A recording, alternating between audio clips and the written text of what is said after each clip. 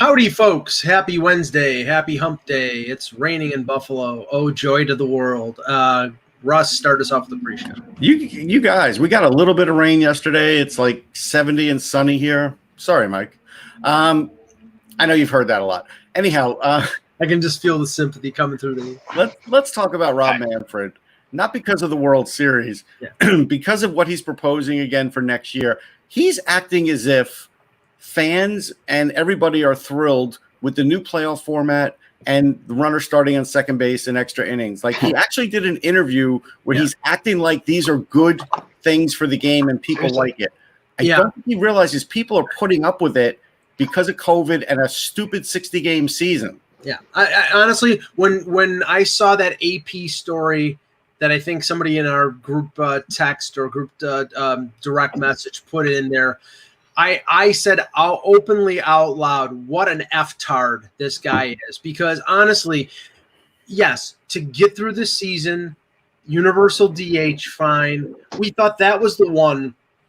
And that was the one, Russ. I mean, I think everybody thought, okay, this is – but he must have gotten a lot of resistance from National League teams if all of a sudden that one is not part of the lexicon wants to adopt. Expanded playoffs, fine. You can do that. I'm not a big fan of it, but if that's a means of earning extra revenue. But for the love of God, you're going to put a man on second base in the top of the 10th inning and the top of the bottom. It's so friggin' stupid. I mean, go ahead, Jim. You can go first. Two things. So I'll catch the latter one. So in terms of the man on second base, look, if you want to do that, let's say in the 12th inning, I can maybe slightly buy into it because you've already gone 2 extra innings, and your viewpoint is, you know what? Look, you and I, we all know, and given our age, that the attention span of people now is a little less than when we were because there's many more mediums for you to be distracted at a game as opposed to years past. I mean, when you sat at a game, you weren't, right back. Right? You weren't on your phone. You weren't doing everything else. You were locking. That's why the NFL now has the highlights that are going on. You have everything else going on because fantasy sports has kind of taken over everything. So I can maybe mildly understand if you started later in the 10th or the 11th inning, maybe in the 12th. In terms of the expanded playoffs, look, it was a gimmick this year. Has it worked out well? Yeah, because the playoffs have been relatively compelling, but I also think you have much more of a captive audience because fans were so starved for anything. Your 60-game window enabled it. But when you start retracting the minor leagues, which is going to happen next year, and you start making all these other changes, you're going to have a hard time in terms of convincing the normal fan base and even the casual fan base that some of these changes make a lot of sense. And look, Russ and I think Mike also have our view of Manfred, and it's really not positive by any stretch of the imagination. So every change sort of chips away from the fabric of what the game used to be. Yeah. And not that I think that everything has to be the same way it used to be, but you're hurting a sport that already has issues. And, from a revenue perspective, the ratings are down, but I don't pay attention to revenues because there's so many other mediums for you to get the information that watching it on one channel is not necessarily the way you used to do it in years past. But the problem is you need to come up with a plan. You can't keep just bolting things on. Come up with a strategic plan. Come up with an idea that what needs to be done, as opposed to just you're layering on idea after idea. Well, that pattern. Yeah, and the sport has an identity crisis. It used to be the sport where the regular season meant a lot, and it was a marathon for a reason because you really had to earn your way into the playoffs. Like, there were years of regular seasons where teams would get 90, 92 wins, not make the playoffs. Now you're in the playoffs with 80-something wins, 85 wins, even less this year. That's a problem. And then the other problem is, so now we're going to end up at some point chipping away at the 162-game schedule. You're going to chip away. At some point, it won't recognize the game that used to draw 30 million in for a World Series, and then the last World Series was about 12 million. Now, we know that this year was a bastardization of normalcy when it comes to the standings and everything in baseball. But the thing that made me sick was, like, the Astros made the playoffs at 29-31. They were under 500. And with an expanded playoff, you're going to have to get used to that because there'll be, 75 to 80 win teams that might get in on that 8th spot as a wild card team. You're just going to have to accept the fact that that's going to be the case. Well, just one thing, I was, I didn't think about this until somebody mentioned it a couple of days ago. And in July and August, when we were doing the shows, we were saying, okay, the way the way basketball, the way hockey's playoffs, the way baseball's playoffs were set up, it was going to be some sort of Cinderella team that was going to, like, some team that didn't deserve to win was going to win. And if you look at this, Tampa was one of the best teams in the league. Yeah. They won the cup. Dallas was a Cinderella, but they were one of the. They weren't a terrible team, and they also barely beat Vegas, who everybody kind of figured would be there. Right. So it really wasn't like that crazy. But they were one of the top 4 teams in the West. But Tampa wins it in the NHL. The Lakers, they weren't exactly a long shot. They won in the NBA. And now what do we have in Major League Baseball? We have the best record in the AL and the best record in the NL. So all this talk about, oh my God, it's going to open it up to teams that don't deserve to win. It is the teams that deserve to win. It's the favorite teams. Right. Yeah, but the last thing I'll say is, you're right. I mean, at the end of the day, the teams that spend the most are always going to be the best. It doesn't matter. You'll every once in a while get a fluke that wins the World Series where they don't spend a lot. But most of the times, that's just not been the case with the sport. But in the ALCS, the first 2 games of the ALCS that just happened are the 2 lowest rated ALCSs in the history of baseball. Just so you know. Yeah, there you go. All right. And a bad Monday Night Football game between a 1-4 or a 2-3 Dallas team and a 3-2 Arizona team had 11 million viewers. It's the NFL. It always draws. It doesn't matter what's going on. It's always going to draw, and especially given the fantasy football aspect of it. And there were, trust me, Kenneth Drake's touchdown decided a whole heck of a lot of leagues. So people were tuned in to the end to see what ended up happening. I know I was, because it impacted me in one of my leagues. But I'm so glad I'm out of it. As Russ and I look, if we had the wild card back in 84, 85, 87, the Mets would have made the playoffs 6-7 straight years, but they didn't. We all know now that that's just the way that sports is going, because the more teams you have in the playoffs, you figure the more revenue you're going to get down the road. But the problem is going to be, what's the impact going to be in terms of the regular season? And then are you going to be able to also sell seats, and what's the price point for seats? Because that's also priced out the average consumer, and considering the rise that's happened in playoff tickets over the last decade.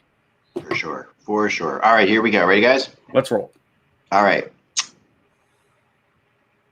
This is Wednesday. Yeah, Wednesday? Sure. Why not? Every day is a Wednesday. Hello, Hockey World. It's Wednesday, October 21st. 2020. I'm Michael Agello, and yesterday there was the interesting 2020 10-20-20 in terms of military time. Aha. 8:20 in the evening, 20 seconds in the year 2020. So that'll never happen again. Chandler, I'm not sure I can top that, but every Wednesday is Sunday at Carvel. I'm Russ Cohen from Sportsology. I hope we don't get an intro like that ever again. And I'm Eklund, and you're watching HockeyBuzzcast on HockeyBuzz.com. This is the podcast that comes every Monday through Friday at this time to fill you in the comings and goings in the hockey world. And we're still here. We're still going, guys, and we still have stuff to talk about. I'm today coming to you from my kitchen because I'm babysitting the puppy, and who I think is behind me, maybe eating on the floor there. Yep. Back there, you can see her way back there on that little thing, and then the other dog's over here, just hanging out on the beanbag. So it's a dog's world.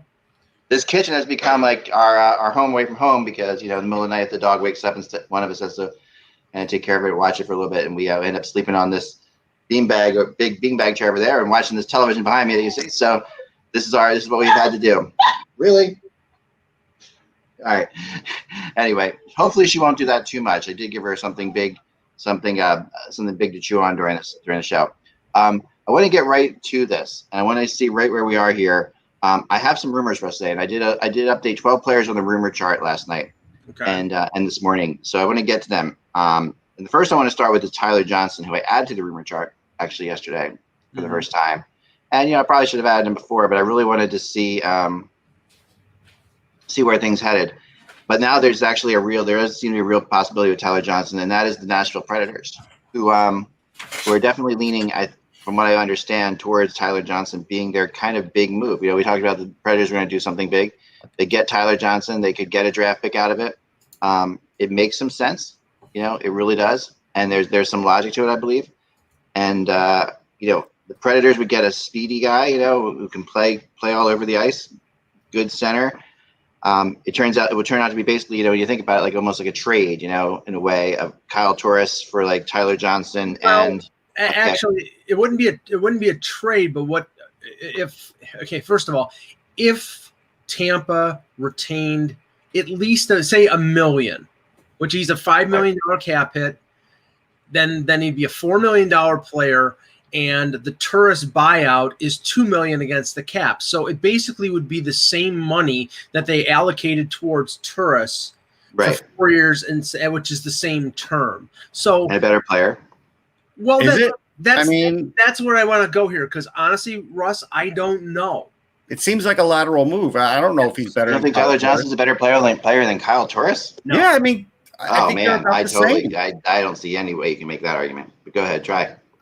I think it's easy. I think Tyler Johnson used to be the number 2 center on Tampa. He's been dropping every year. He plays less on the power play. He's been less impactful in the playoffs. Where did you see Tyler Johnson get mentioned in the Stanley Cup this year? Actually, Tyler Johnson had a pretty good playoffs this year. He actually did. At times he was very noticeable. In one of the series, particularly, I'm trying to remember which was it. I'm talking about the Stanley Cup. The Stanley Cup Finals. Yeah. Yeah, I mean, maybe he didn't have a great Stanley Cup final, but he was definitely there. And, when you're comparing it to Kyle Turris, who's giving them absolutely nothing at all, and you'll get probably a second round draft pick out of this. I think Johnson's a little more talented, but you've just bought out Turris to free up cap space because you were misutilizing cap space and signed him to a deal that didn't make sense, and now you're going to take on $4 million for the next 4 years. And Tyler Johnson, it almost seems like you're doubling down on bad moves. Here's the final determining factor. Tyler Johnson this regular season had 31 points, 14 goals, 17 assists. Kyle Turris in the same amount of games had 31 points, 9 goals, 22 assists. Not saying they're the same player, but I don't think that there's a big step up to step back into the quandary that David Poile had with Turris being basically their second or third line center, depending on whether they want to play Matt Duchene, making $6 million. And like I said, if they retain salary, Johnson, if they don't retain salary, then it's $1 million more. And I don't think you're appreciably any better. Oh, I don't know. I think Tyler Johnson brings to you a totally different attitude than Kyle Turris. He brings you a totally different kind of player. He's comes from a team that just won the Stanley Cup, which he's been through like a lot of playoff runs, which helps for sure. He's obviously somebody that Poile knows from the American hockey system too, so that plays into it. Poile likes his American hockey players for sure. Yeah, and that plays into it as well. I know, and I'm not even trying to be a jerk here. There's a Tyler Johnson that plays for the Tampa Bay Buccaneers who scored his first career touchdown. He got more press than Tyler Johnson did playing the Stanley Cup and winning it. Well, that's Tampa for you. Let's put it this way. Would you rather have Tyler Johnson or potentially go out and sign Eric Haller or Michael Granlund in free agency for a lesser amount? And would that be a wiser move than giving up an asset to acquire Johnson, who's signed for 4 more years? Well, obviously, they're all bring different things, right? And we're going to talk about Haller as well for a second here because he's another guy too. But we can agree and disagree on this one. I think time will tell whether or not they do this deal or not. Still, and also you're getting a second round draft pick in this probably is what it sounds like. That's not enough. You're end of the second round probably also. Well, right. Okay, Tampa. If it's a 2022 second round pick, then Tampa could do it because they don't have their second in 2021. They have their first, and if it was me. Especially since you're taking on 4 years of salary. I don't care. Maybe it is. Maybe I don't know. I'm not sure. Yeah, I'm going to ask a bigger question. Why am I helping a team out that won the Stanley Cup? Right.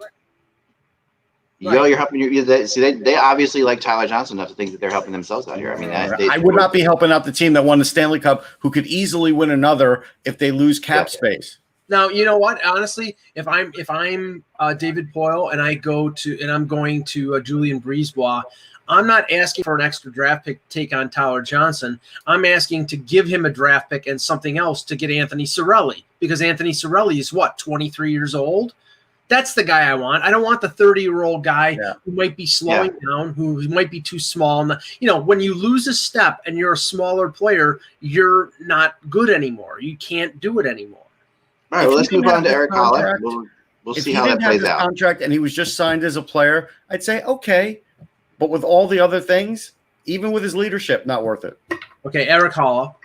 Yeah, Eric Holla. I don't know. Eric Holla, okay, another guy who another former Panther. The Panthers have two guys out there now that are kind of a little bit, could return to their team, could not return to their team. Holla being one of them, Hoffman being the other, of course. But now there's a lot of talk that Holla and the Vegas Golden Knights. Now, for that to happen, of course, it requires Vegas to do something else to clear cap space, because we know they're right up against it. And we talked yesterday about there's still talk out there about Marc-Andre Fleury perhaps being moved. I still do buy that. Well, okay.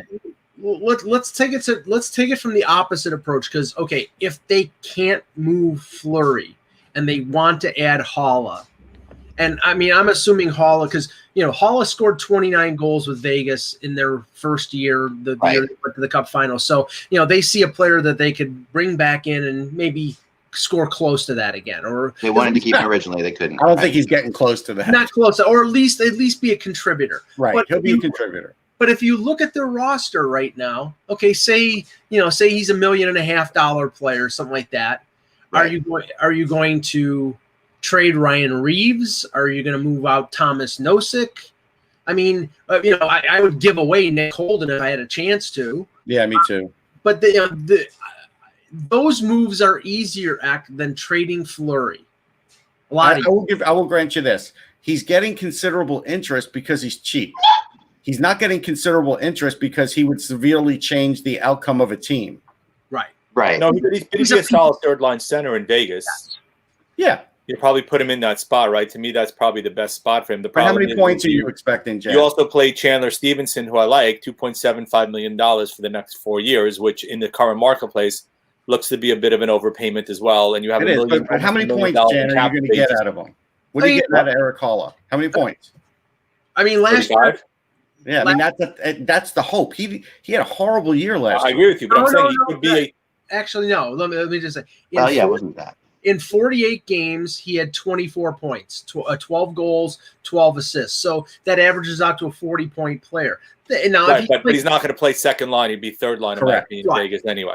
Right? To get 35. The question is, what's the cost to pay? What's the cost in your salary cap? Right. With you already knowing you have to free up almost $1 million in cap space just to get slightly below where the cap ceiling is. Right. I mean, he's a positive signing. He is. It's just, but there is a limit to what you want to pay. The other thing is this, though: if you're Holla, and we are starting to see this, what we saw Taylor Hall do, I think is going to be a trend with a lot of these players that are left, where you're going to see 1-year deals to teams where they think that they can set themselves up for next year, because. Right. Two things that are happening. We talked about the bad UFA class next year, and a lot of people and everybody realizes that. So they're talking about that quite a bit, right? The other thing that's happening is teams, and we'll get to this in a second with Sammy Vatanen. Teams are starting to look at these players as if they are, trade deadline moves. Let's pick them up now for years, players sign for less, get a lot of playing time, set themselves up maybe to get to a trade to be moved at the deadline. Holla goes to Vegas. He knows he has success there before. He feels like this is a good team that'll go along in the playoffs. Another thing, UFA prices, and I would love to do a study on this sometime. And I just hired 2 interns, so we're going to have some interesting stuff. Like I'm going to put people on these kind of projects that I want to do. But the one study I really want to do is UFA price versus how far a guy goes in the playoffs, because I do believe that playoffs are a huge marketing tool for free agents to be. Every year you see guys get more because they went further in the playoffs.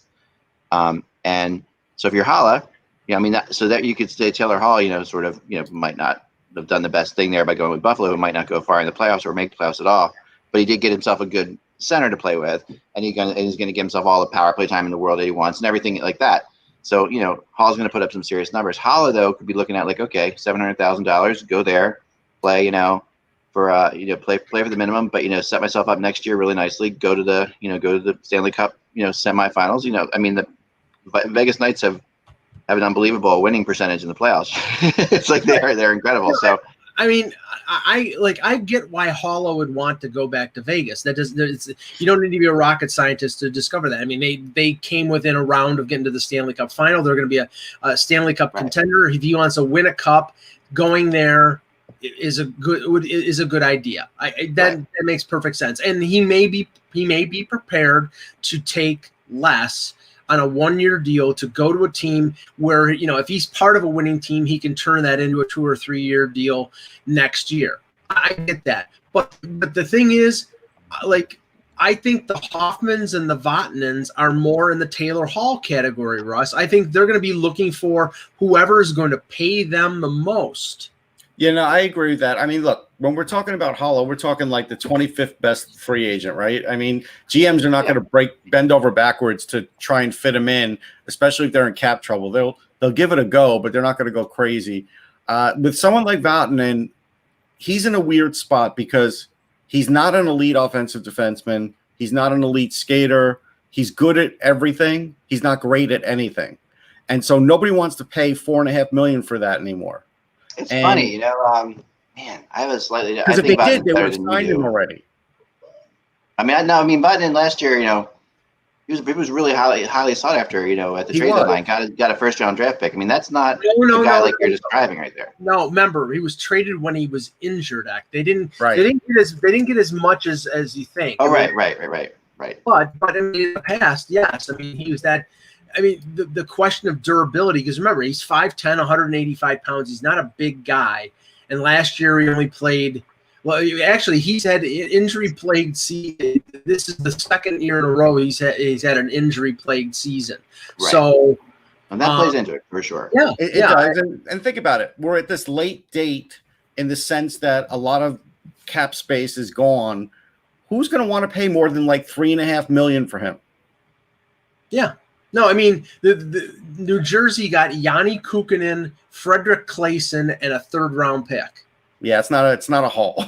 That's not a haul at all. Now, the reason that was is because at the point that they traded for him, he was injured. So they didn't know when he was going to come back. They didn't know how effective he was going to be. And, in a sense, luckily for them, for Carolina, there was the league shut down, and he was fully healthy when he came back and played for them in the playoffs. Sure. Like Anthony says in the chat room, he's a great bottom pair guy. You could put him on the power play. I get that. But the problem is now, if you're a winning team, you don't even have cap space anymore. Yeah. I mean, Vatanen would make sense to a team like Boston on a 1-year deal because they lost Krug and they might lose Chara. Well, they'll lose Chara if they sign him ahead of Chara. Well, the teams that I've heard with him are Ottawa, which again is you're looking at like a first round. Like you're looking at like he goes there, tries to prove that he can still play, stay healthy, and then get him at the deadline. And then get him moved at the deadline. Money for a pick. Yeah. Right. Winnipeg, who has shown interest in the past, and they would use him because they're really hard up for right-hand shot defensemen. Yeah. Vancouver, but they don't have a lot of money right now, and they're still but that's a place he goes to maybe and says, okay, I'm going to take less. I'm going to do a 1-year deal and show I can still really play. Right. And then the other team would be Chicago, who has, who's also definitely looking for defensive help. Yeah, but they just sent out a rebuild letter. They're not going to bring him in. That doesn't dovetail with the letter or the email they sent out the other day about building. They would get killed. Kind of contradicts that. No, I get that. It does and it doesn't. What again? If the scenario is let's sign Vatanen and flip them at the deadline to get future assets, right? It depends how much you have to get. It depends how much you have to get for him. So someone's asking, would I rather have Shattenkirk or Vatanen? Depends on how much money I'm spending. If I have to sign Vatanen for $4 million, I'll take Shattenkirk. Yeah, if I put to 3.9. So well. Right, that saves me $100,000. Right? So that becomes which one would you rather have if it's equal money almost? Yeah, and how many years was it? Was that a 1-year deal for Shattenkirk? 3 years. 3 years. Yeah, so 3 years. I would rather have Vatanen for 1 year $4 million than Shattenkirk for 3 years at $3.9 million. No, I'll take Shattenkirk. I'm telling you, this 3 years. Yeah, I'll take him for 3 years, Mike. He was good this year. I'm not saying he wasn't good this year. I mean, he's been not so good other years. I mean, it's hard to really. Again, he was hurt to 2 years in New York. Both years he was injury prone. He was injured both years. And look, the rationale for them buying him out made a lot of sense. Did I like the fact they had to do that? By no stretch of the imagination, but the reasons why they had to made a lot of sense. And look, it worked out well. He parlayed that into a 1-year deal in Tampa, where I wouldn't say he saw sheltered minutes, but look at who he got to play with, which aided his ability as well. Right. Now, also, we mentioned yesterday Zdeno Chara, and we talked a little bit about him already today. And now and it's funny because we talked about yesterday. We were talking about Pittsburgh. Like, yeah, Pittsburgh seems like an interesting place for him to go if he was to go someplace else. And then, sure enough, last night there's a report comes out that Pittsburgh is looking at him. And then today I get 2 calls to Pittsburgh, and it's not, obviously, nothing to do with what we said. We were just sort of like guessing at that point. But now, there actually might be something to it. That this might be. Shock me. By the way, just looking deeper into Shattenkirk, he had 13 points in the playoffs. I'll take Kevin Shattenkirk over. In my opinion, he outplayed McDonough in the playoffs. Yeah, he did. Well, it definitely, put Shattenkirk in a position where he can succeed. And the Rangers, that was the aberration in his career right now. Yeah. Well, he also struggled after he went to Washington as well. Yeah, he did a little bit. He wasn't particularly good when he went to Washington, which a lot of people thought depressed his value as well. We got to tell this dog to be quiet while we do the show. Come on, buddy. Do you have a bone? Yeah, clearly dogs. I gave her a bone, and she just doesn't. She seems way more interested in what's happening up here. Put peanut butter on it. Up here. All right, I'll do that. There we go. Okay. All right. So I'll do that. I'm not. Again, I'm a Shattenkirk fan. I think Shattenkirk was put in a position where he could succeed, though, and I think that's what every player wants to be in. I mean, it's a totally different situation. He didn't have to carry the ball there. He's a very good complementary defenseman right now in his career. That's where he's at. Talking about Chara again, I'm one of these skeptics who will basically just say, okay, until he signs someplace else, I'm not going to believe he isn't going back to the Bruins unless the Bruins have told him, and I think that would have leaked by now. Unless the Bruins told him, we don't want you back, which I'd find it hard to believe that they would. They definitely didn't tell him that. I'll tell you what I think has happened here. I think the Bruins gave him an offer that he feels a low ball offer, and he's leaving it on the table right now and just saying, let me see what's out there. Yeah. That's what I think's happening, but he's doing it low key with his agent, and it's not really out there. But otherwise, I think if it was an offer he wanted to sign, he would have signed it already. Breaking news here, and I think it's good for a laugh for the show. I know what it is. Elliot Friedman is reporting that the Edmonton Oilers, in their lengthy pursuit of great defensemen, have extended Chris Russell a year. Now I don't know what the amount is for, and I know the reason why, because they need a defenseman that they want to expose in the expansion draft that meets the games played. But honestly, could you find somebody who's actually good that they might claim? Because Chris Russell is a horrendous defenseman, and he's been this for a couple years. Now, I don't think they're going to pay him $4 million, which they pay him on his current deal. Maybe it'll probably be half of that amount. But my God, Ken Holland, what are you doing? I don't think he did this for expansion because, you look at someone like Tyler Benson. He's probably the number one guy that teams would want on an expansion team because he's a center and he's doing really well overseas. So I don't think he did this because of that. I think they did this completely out of familiarity and price. Well, they have to expose one defenseman who meets the games played requirement. And how many games played is it? I think it's 70 combined or 20 in that season, if I remember correctly. 40. 70 combined over 2 years, or 40 in the last season. Right. And if you look at who they're going to protect, they're going to protect. Well, Adam Larson will be a UFA.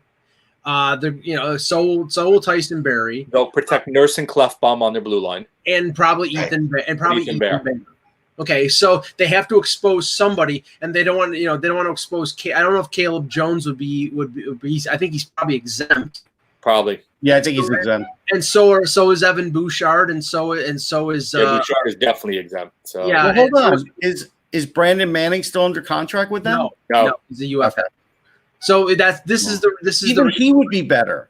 Right, but this is the reason why. No, but I'm just, hey, Russ, if they're stuck with him at $2 million, I mean, I don't know what they paid him, but if they're stuck with him at a lower salary, then they probably figure they can put him on the bottom pairing.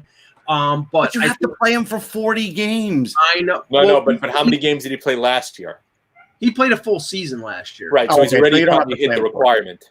And there might be an adjustment. Let's see. He played. How many did he play? 55 games. Let's play 15 games basically. So he has to play. That's too many games to play, Chris Russell. Well, he's already probably in your top 6 as of right now. Oh my God! Right? He's signed for $4 million. You're not. I mean, unless they put Bouchard and everybody else in terms of in their lineup consistently. You have to put Bouchard in at this point. Why would you? Clefbaum is going to probably miss the whole year, or a good part of it. I mean, the Clefbaum thing is a big deal, obviously. Yes, they got to do more than they've done if they're going to be able to compete without him. They have to figure out. Maybe Broberg and Bouchard are 1/3 of your top 6. You have Nurse, you have Larson, you have Russell, and Barry. And we just talked about Batman. Why not bring in Batman? I think they'll interspice him to get him enough games to hit the limit. Yeah. I would bring in Vatanen for 1 year over him, and I pay a little more. That's fine. Yeah. Were they fitting him in though? I don't know. We don't know what they paid. They're basically right at the cap. And I mean, if they put Clefbaum right, they free up $4 million. Maybe they could get Vatanen. Yeah, I mean, they could definitely put Clefbaum on LTIR and worry about it later. I mean, Tyson Barrie is not the answer, you know. As a power play quarterback, he is. Yes, he is. But we saw, but that's not. I mean, yeah, sure, that's their issue. But they have. I mean, they have a lot of issues, but they have. You know, they really need to be able to play defense right now. And the problem is, I mean, you know, this is not going to help them defensively at all. I really hope that Dave Tippett didn't say, "Get me Chris Russell," because that would be bad. But I can see it. All right, the big story over the next 24 hours could very well be Connor Brown, who is now in the process of his arbitration is tomorrow, right? I believe it's tomorrow because Mikheyev. Tomorrow, so Mikheyev was supposed to be today, but he reached the settlement. Signed. Yeah, we'll talk about that in a second. Yeah, we'll talk about that. But I mean, the big story here is definitely Connor Brown, who Ottawa, you know, is either going to have to come to terms with today, which I think they probably will. Which we probably will. I mean, they've got money. There's no reason they shouldn't be able to do this, honestly, unless they're just making some kind of statement, you know, or whatever, but who knows what they're trying to do up there? You never know. But the other thing is, could they move him? You know, and today, you know, I'm hearing a lot of talk about the Red Wings interesting Connor Brown. And this morning I got, you know, 2 calls and you know, both of them saying, yeah, the Red Wings are definitely trying to see if you know, Connor Brown, they really feel like he's much more worth it than the Senators do right now as far as money goes. When that kind of thing happens, you know, it makes it harder for the Senators to actually come up with a deal, because if Connor Brown thinks, hey, the Red Wings are out there willing to give me more, I'll go there. Yeah, but they can come to a 1-year agreement if that's the case. Right, they can, and they might, you know. But the idea here is, I wonder. Deadline, right? Yeah, it's a deadline, and I really have no idea which way it's going to go, except for the idea that, you know, there are other teams interested in Connor Brown. He is a valuable player. He is. Yeah, he's not out there by himself. So that it's sort of weird, because this in a way was what happened with Connor Brown in Toronto. He was basically assigned by Mike Babcock to be sort of the jack of all trades, the guy who would move up and down the lineup, penalty kill. He'll fill in on the left side, he'll fill in on the right side. But that wasn't his role in Ottawa. In Ottawa, he was a top 6 forward playing the right wing, and he was second behind Brady Tkachuk in scoring. He had 43 points last year. But now, you know what the problem is here? It's not that he's asking for 4 points. It's a cheapskate. That's the problem. No. I don't think it's that. It's not the fact that he's asking for 4.8. It's the fact that he's not a complete player. He's not horribly defensively, but he's not good defensively. He's not big and tough. He doesn't have to be big and tough. He's just not good defensively. He's okay. I'll dispute that. I think he's. Well, you could dispute that, but to give him 4.8 for that, nobody's going to use him in the top 6. Nobody that gets him in a trade would use him in the top 6. Well, he's in the top 6 in Ottawa. I don't think he's out of place being in the top 6 in Ottawa. And I'm not saying he's worth 4.8. I'm saying, you know, reach an accommodation here and settle on at 3.5. That's a good value for a guy. The guy was making $2 million. 3.5 would be good, actually. Right. Yeah, I think that's fair. I think he's a good player. I think he's a good teammate. Yes. At a certain point, Ottawa's got to keep somebody. You just, can't, you know, I mean, that's 100% right. Mike, he did have 40 giveaways, the most in his career. 40 giveaways is a lot. Okay. I view him as a third-line player is kind of how I view Brown. That's kind of my view of him. Maybe I'm underselling him, but I don't view him as a top 6 player. I view him as a third-line player. And if you're paying a third-line player that much money, to me, that's an overpayment. Right. Yeah. Listen, hard for me to say because Chris Kreider may end up on the third line making $6.5 million, right? But he didn't start out going there. But what you've seen in his career, he doesn't strike. I mean, I don't know if you see it, Mike, but he hasn't done much to strike me as a top 6 player. I mean, the funny thing is that Connor Brown played as a top 6 forward his first year in Toronto and played pretty well, and that's what earned him the contract that that just expired now. Now he was making $2.1 million, and the second year, and the reason that Toronto ended up trading him is because Babcock felt comfortable putting him in that sort of jack of all trades role, and paying $2 million for a versatile forward isn't good bang for the buck. Right. I think he showed last year he can play, a top 6 role. Now, he may not be, now, I'm not saying he's a perfect top 6 player. Maybe eventually he's a top 9 player. But for a team that's struggling to get to the cap floor, pay some money, for Christ's sake. I mean, I get that, but he does have to be better with he the had puck. 16 goals and 27.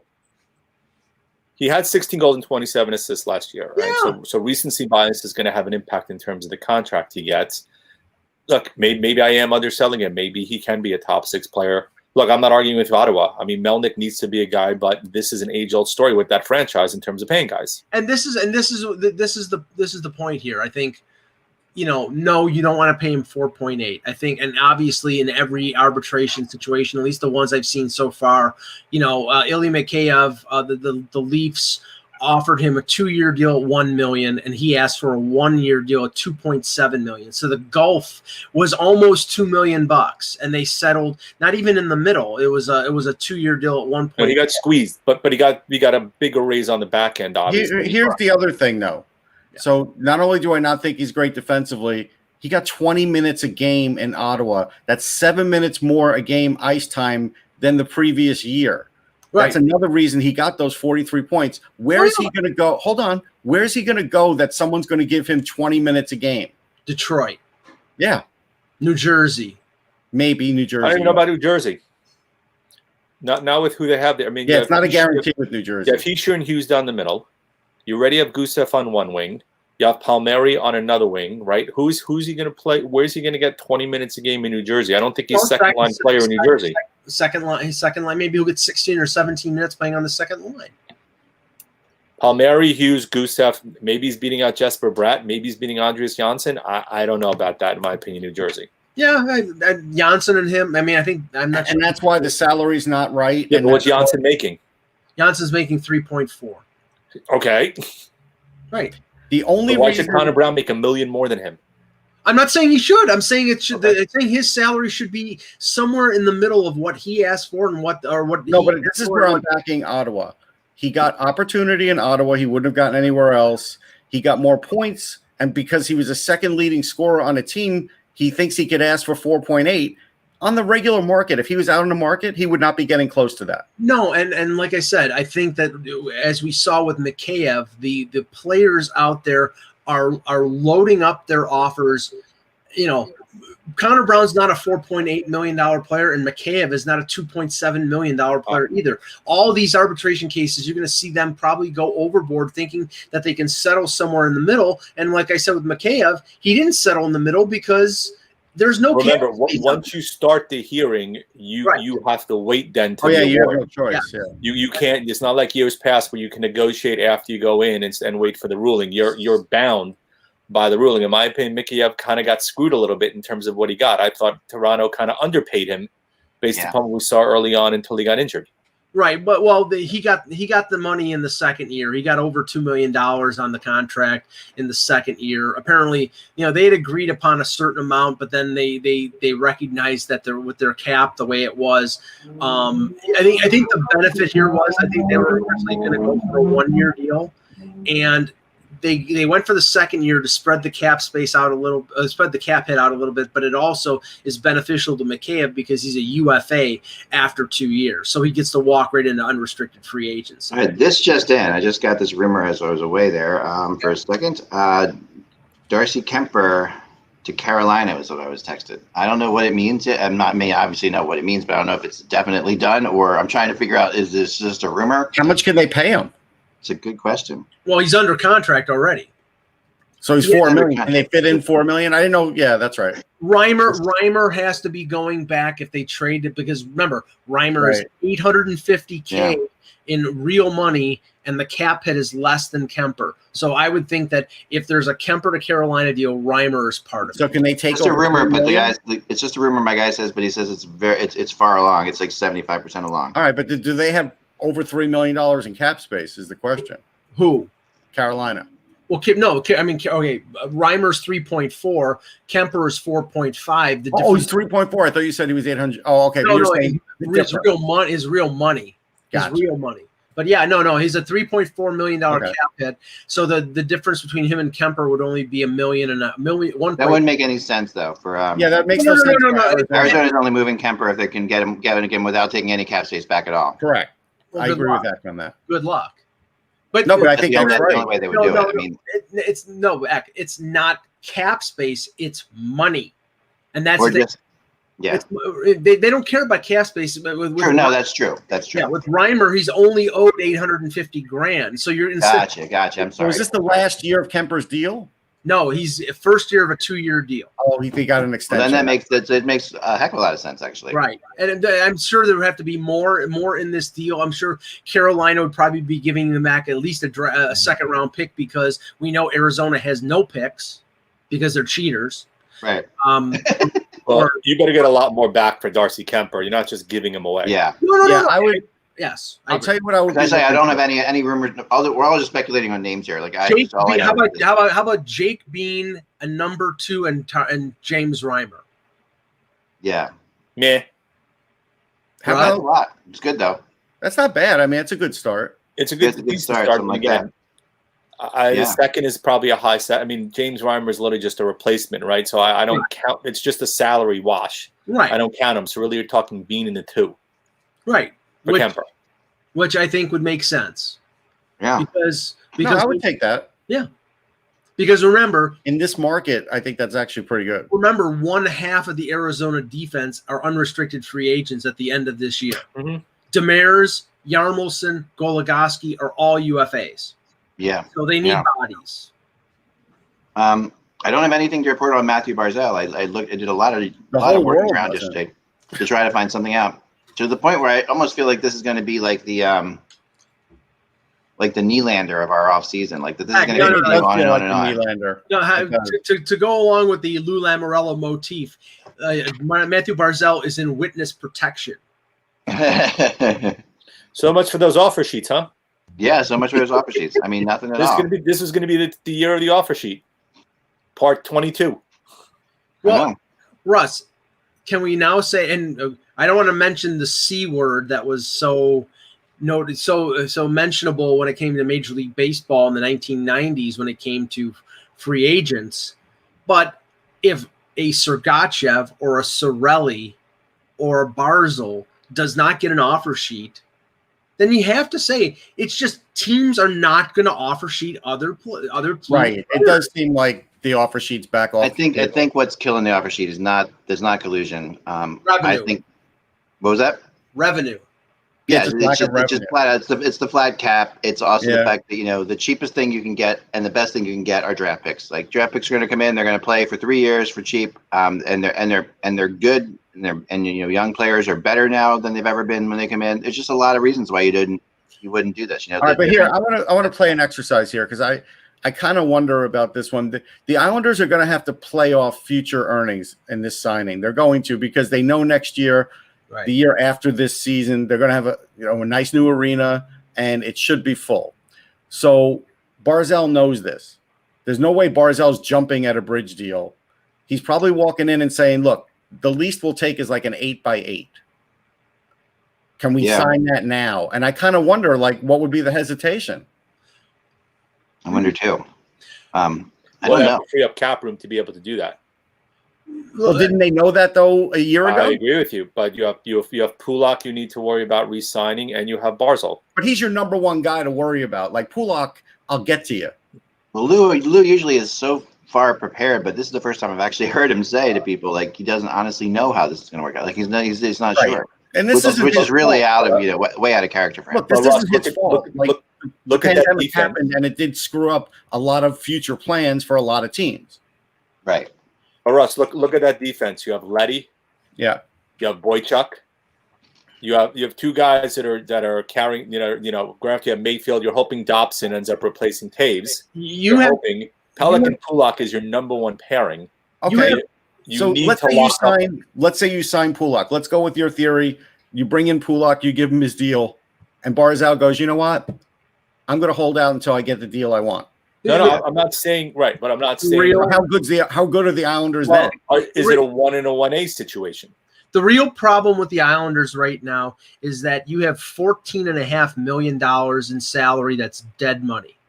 Right. Andrew Ladd. And nobody wants it. Andrew Ladd, Boychuk, and Leo Komarov. Now, Komarov at least is breathing. At least Komarov can at least he's not making nowhere near the other guys are making. Right, and there have been rumors out there that they were trying to trade Komarov, and I haven't heard anything recently. But I had heard something about Ottawa might have been a. And Matt Martin's sitting on. I heard Detroit with Komarov too, so I think that.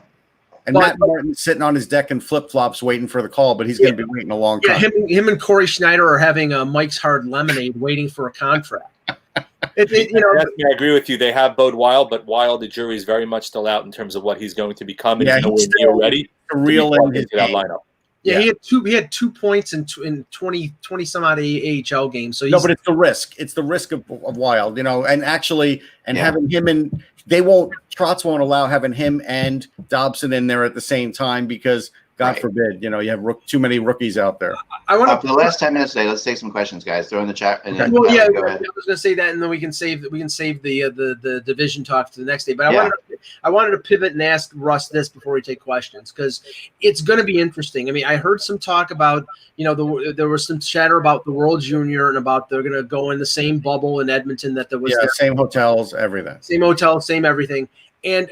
Honestly, this has a chance to be the best crop in a World Junior since 2005, since the lockout year, because it's going to happen in December before the NHL season starts, and all these players who might make NHL rosters, I mean, Lafreniere will play for Team Canada. We don't know that.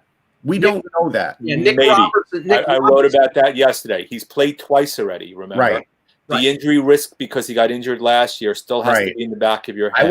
I wouldn't pencil him in just yet. And in addition, what does he have to gain out of it? And what I wrote that somebody didn't agree with me, the question becomes, what's the separation between the World Juniors and when the season starts? Because you don't want a guy going right from World Juniors into training camp, potentially into the season starting. Then if the Rangers make a run and you do have a full season, you're putting a lot of burden on a guy, even though he's 18, 19 years old. If you have the 90 or 100 games, and that's a lot of games for a guy to basically adjust to immediately, especially if you go into the playoffs. Yeah, I mean, Nick Robertson, who's 19, who just turned 19 last month, he will be on Team USA because at best now he's a borderline chance of making the Leafs roster with all the players that they added.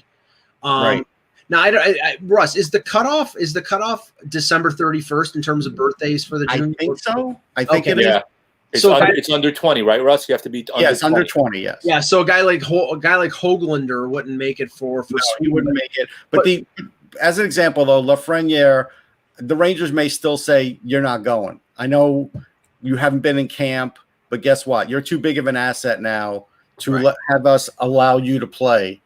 And so I get that. So I wouldn't count on all these guys. And also, nobody knows what the colleges are going to do yet.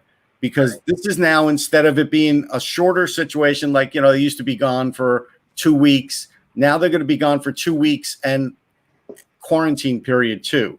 That's a long time for these schools who may be in a season and a very shortened season to actually say, hey, if I lend him to you, I'm literally going to have him for 10 games this year. Right. But that's why it was proposed whether or not Kakko would play for the Rangers. What about Kirby Dack for the Blackhawks?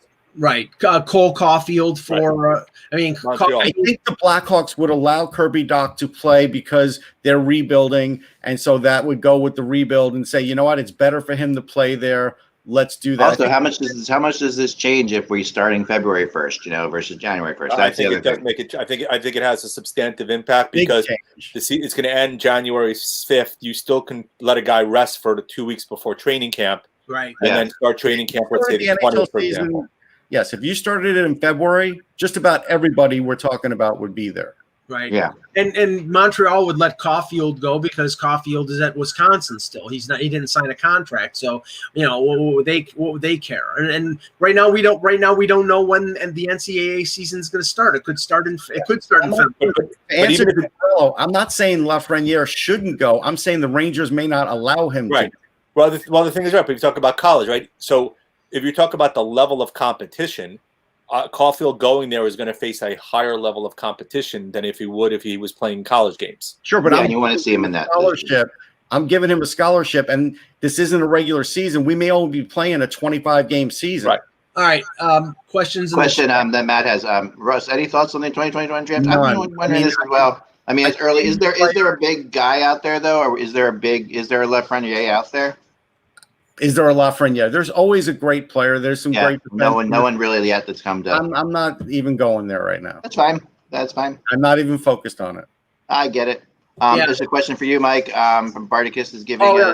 Save that one. Well, okay. All right. We'll save that one. Yeah, save that one, and we'll get to it. I wanted to ask Russ because Russ has talked about Ty Smith before.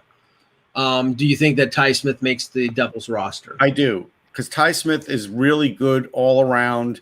I think he's also tough enough where if you wanted to put him in that bottom six and say, all right, look, mentally, I know you're not going to play the kind of minutes you're used to, but you're going to have to deal with this. He could deal with it. So I think he can make the team. I mean, I think you put him with Carrick or maybe even with Severson and pair him with maybe a guy like Severson would make sense who's a veteran. Yeah, I think Smith clearly has a really good shot of making that team next year. Yeah. Yeah, and Mike, here we go. How does Dubas fit Dermott under the cap? What the Leafs are going to do is what they did last year. They will carry 20 players on their roster. There is an exemption in the CBA that allows teams that are at 20 to call up players. This is the old Calgary Flames rule when they didn't have enough cap space to be able to have reserve players. There's an exception in the CBA that allows teams to call up players making $700,000 to be reserve players on the roster. So you could call up a Travis Boyd or a guy like Joe Thornton, and we considered that because he's making $700,000. So they'll use that exception, and they will probably send down players throughout the year at on off days to create cap space. That's so difficult. Yeah, but after signing Mikheyev, Dermott had less than 10 points last year. I think he had an okay season, but he didn't. Yeah. He's probably not going to get much more than, I would say, probably less than $1 million on a 1-year deal. So I don't think it's going to be tough to fit him under the cap. All right. Missed this show yesterday, but the thoughts on the Chicago Blackhawks announcement of rebuild. I'll tell you what, tomorrow we're going to talk about the Central Division, so we'll get into that for sure. We did not, talk about it today. It is a fascinating question for sure. And next up we have any rumors of the NHL will play any of the outdoor games next season. I've heard zero about this. Nothing. Yeah, so far zero. I'm assuming that they will because outdoor games would make sense. I don't know. I don't know if they're going to go through $1 million cost when they're unclear about fans. Now, maybe they would do one late in the season, but I don't know if they're going to risk it. Well, I mean, I think we've seen like football games where we've had anywhere from 11 to 15,000 people in the stadium. The question is is the publicity associated with the event worth the expense and what they might lose because you're only going to have a minimal number of the stands? I don't think it is. Given you've done a lot of these already, I'm not sure if it makes sense from a cost-benefit perspective. Yeah, unless NBC were paying you extra, I wouldn't do it. Unless we see like massive changes in vaccinations, like in January and February, where we're suddenly then maybe towards the end of the year. I agree with you, but it would take a lot. Be crying for content then also, for all we know. So you never know.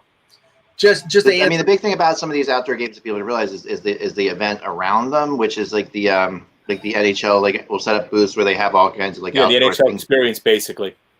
Right. Okay. You can't do that. You can't have those like fairs type things that are going on around the outside of them. Now, just to answer this question, I think this is sort of a conditional thing.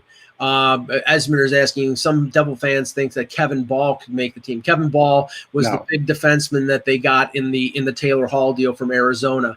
Kevin Ball was in Ottawa in the OHL last year. He's not going to make the NHL at 20 years old. There's a lot of moving parts there on a guy that big. Right. Now, the thing is, if the AHL plays this year, then I think he's going to the American Hockey League. If the teams are carrying taxi squads, then I could see him making the taxi squad, but I don't know whether they're going to play him because, yeah, he's a big guy. This is like Logan Stanley is stepping into the NHL.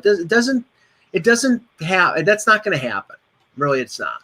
I like this rumor that the NHL could start the season with an outdoor game at Lake Louise. Yeah, what a load of crap. Please. It would be awesome. Why would you say such a thing, Mike? You're such a terrible person. The rumor was they were going to play multiple games. They were going to have a bubble on Lake Louise. I know, but like even if they don't, this would be such a fantastic event.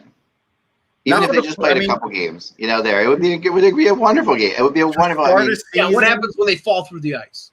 I don't think it's great to start a season with that. They drive cars out onto the ice. No one's falling through the ice out there. Global warming. Have you ever heard of global warming?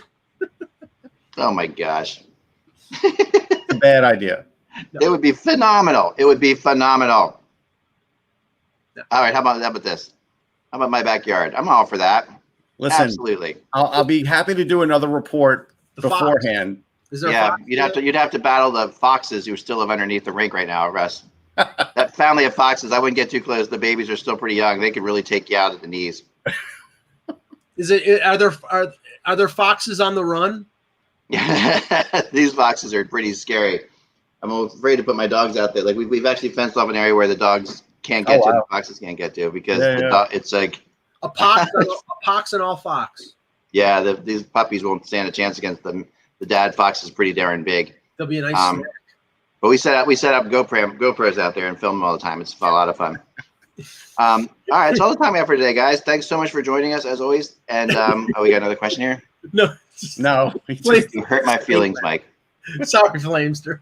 And the entire province of Calgary is against you now, Mike. Province of Alberta, sorry, the city of Calgary, the province of Alberta, and Calgary too.